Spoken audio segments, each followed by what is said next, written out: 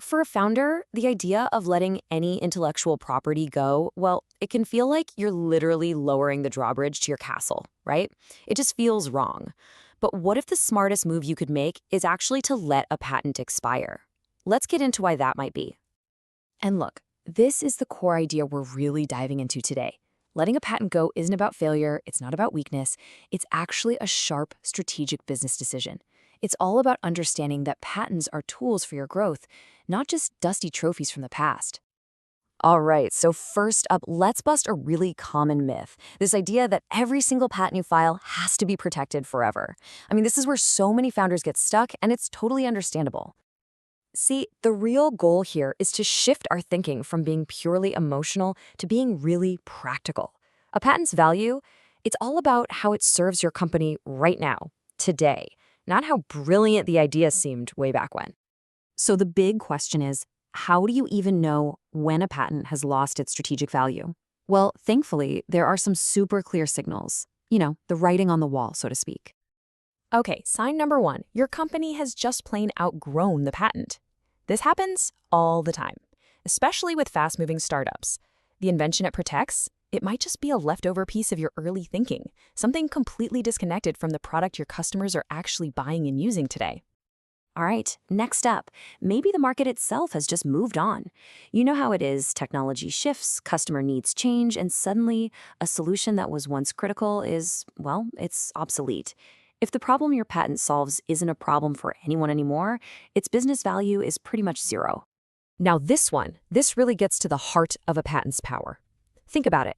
If your competitors can easily design around your invention with just a simple tweak, then that patent has very little defensive value, right? It's become more of a symbol than a real strategic asset. And here's a super simple internal test you can do. Go scan your product and engineering roadmaps. If the invention that patent covers is just nowhere to be found, that is a huge signal that your own team has moved on. You're basically protecting a forgotten idea. Okay, so at this point, you might be thinking, so what? What's the harm in keeping it, just in case? Well, the thing is, the costs go way beyond just the maintenance fees. Let's take a look at the hidden drag that these obsolete patents can actually put on your business. So yeah, beyond the wasted money on those rising maintenance fees, holding on to old patents creates a ton of strategic confusion. It sends mixed signals to your team, to your investors. What are your real priorities? Your leadership team ends up wasting precious time analyzing stuff that just doesn't matter. And maybe worst of all, it can create this false sense of confidence, making you think you're protected when you're actually wide open. I love this because it just illustrates the point so perfectly. Your competitive moat, that's what's supposed to keep you safe. But honestly, is a portfolio just cluttered with patents for old, abandoned ideas really a moat? Or is it just clutter? It's not protecting what makes your product special right now.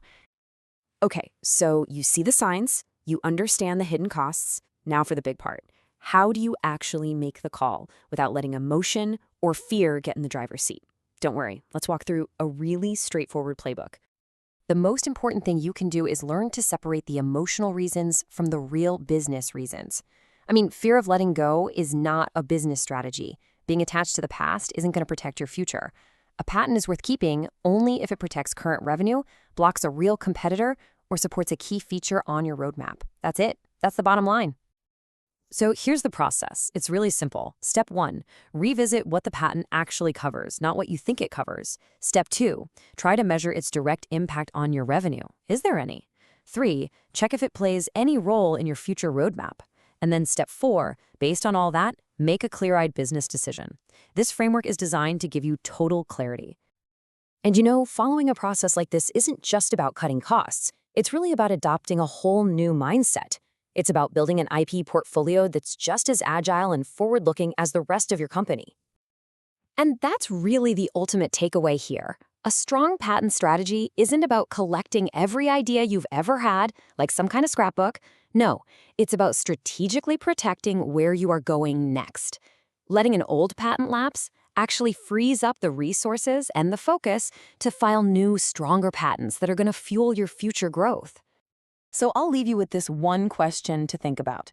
Is your patent portfolio a museum of past achievements, or is it a shield for the incredible things you're building tomorrow?